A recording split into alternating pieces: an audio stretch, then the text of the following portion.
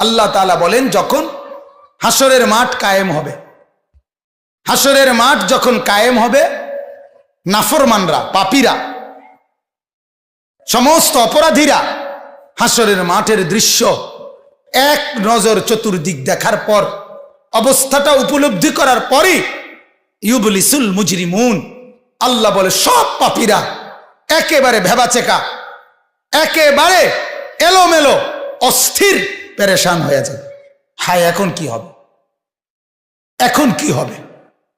হাসরের ময়দানে দাঁড়িয়ে দেখবে, আল্লাহ নবী সাল্লাল্লাহু আলাইহি সাল্লাম বলেন, দুইটা কদম, শুধুমাত্র দুই পাও রাখা যায় যতটুকু জায়গা, আল্লাহ রাসূল সাল্লাল্লাহু আলাইহি সাল্লাম বলেন, একজন মানুষ হাসরের ময়দানে শুধু এতটুকু জায়গায় বরাদ্দ পাবে।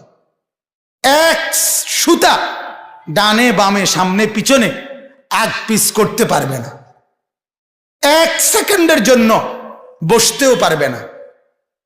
আল্লাহ তাআলা কোরআনুল কারীমের মধ্যে বলছে, ইয়াউমা ইয়াকুমুন নাস লিরাব্বিল আলামিন, রব্বুল আলামিনের সামনে সবগুলো মানুষ দাঁড়িয়ে থাকবে, দাঁড়ানো দাঁড়ানো দাঁড়ানো থাকবে, দাঁড়িয়েই থাকবে।